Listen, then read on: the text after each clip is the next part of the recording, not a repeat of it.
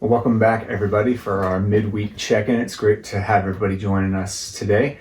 Today, I want to talk about an easy thing to overlook.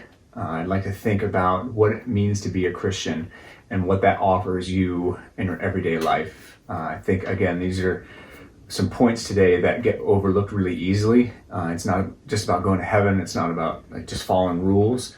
It's about what Jesus Christ offers us. And that's really what I want to get at today. So I hope this is a blessing to you. If you like it, we encourage you to share it with somebody that might need to hear these words today. Here we go. So some may wonder what the main goal of the Christian life is, or more importantly, if it could be known at all. There's a strange rumor going around, like I said, that following Jesus or being a Christian is all about following some set of heavy rules, that somehow Christians really aren't that joyful or different because they continually labor under this heavy load of following a God concerned mostly with their moral output. See how we can get off there? However, and this is a huge however, there's a beautiful truth that I want to take a look at today. The New Testament writers make it abundantly clear that Christians were to be marked by their newfound freedom.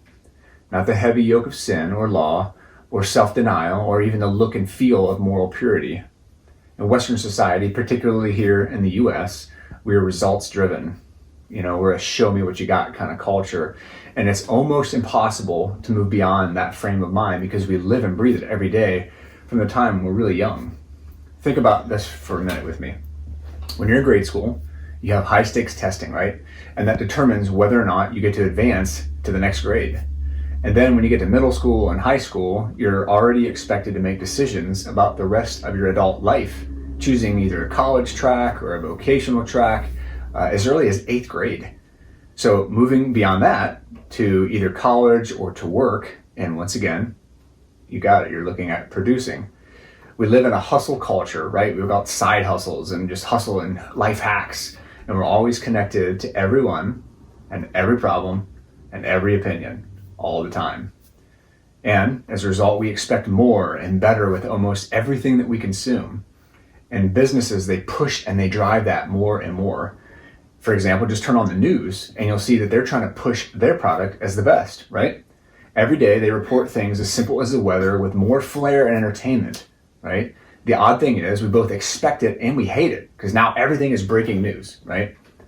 Another example, social media influencers are forced more and more to let the public into their lives on an increasingly insane level all the time, right? Produce. And it's in this context that we might ask, what's the point of the Christian life? As I thought about this, I wrote down several things that came most immediately to my mind. And here they are. Gratitude, worship, connection with God and with people, service to other people because it's not about us, humility because it's not about us, joy, and then renewal. Now, while all of these are worthy responses to God, I feel the most compelling is worship. So this is a scene we see so often in the Old Testament and New Testament, so before Jesus and after and during the life of Jesus. So there's this famous scene in the Old Testament book of Isaiah where Isaiah is given a glimpse of God's throne. All around the throne, we see this incredible scene unfold where worship is happening because of who God is.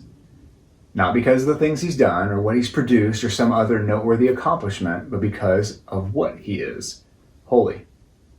So, glimpsing the stars above King David in Psalm 19 was drawn into worship at the majesty of God's creation. In the New Testament book of Revelation, the Apostle John gives us a similar glimpse of worship happening in heaven that Isaiah did in the Old Testament. Worship slows us down. You have to take time to be intentional. So when Jesus walked the earth over and over again, he was worshiped by those that he healed or by those that were with him after his resurrection. It seems like when people are truly in the presence of the Almighty, worship is the natural response, right? It causes us to slow down. But why is this? Why did they do that? I think it's because of freedom. Isaiah was set free to do what God called him to do. King David knew he could live confidently in the safety of God's care, and those in the New Testament had been set free both physically and spiritually. God is the only one that can offer true freedom. Our souls rejoice in the presence of a redeeming God, a freedom-giving God. And this worship shows itself in many ways and is the most compelling part of it, right? That it can show itself in so many ways.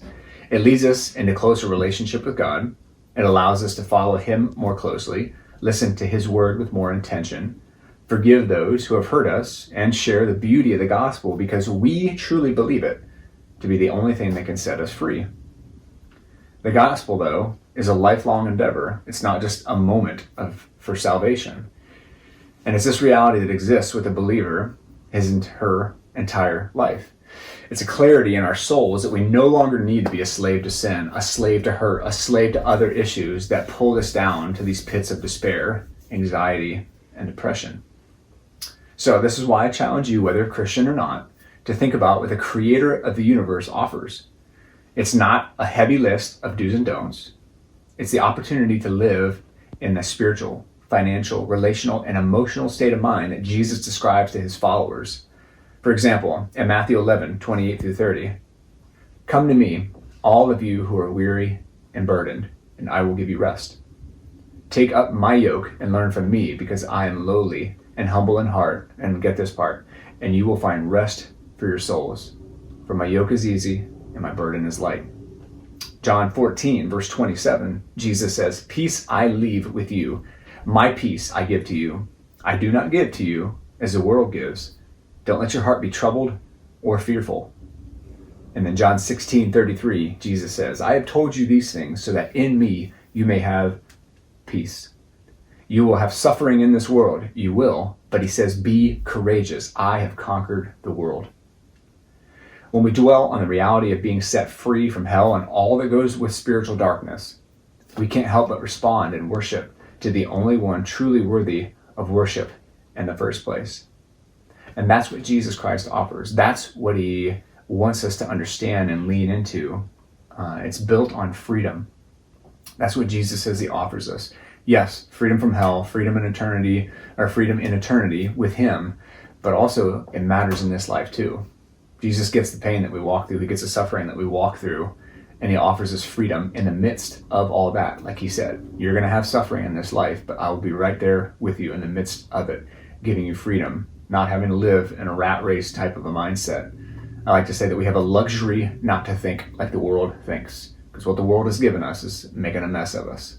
So again, we hope that this blesses you, gives you something to think about what Jesus Christ offers. If it's something that somebody could hear and they need to hear, we encourage you to share it because we make these things because we want it to be very relevant to where we are in our everyday lives, right? So it was great seeing you, and we hope to see you Sunday.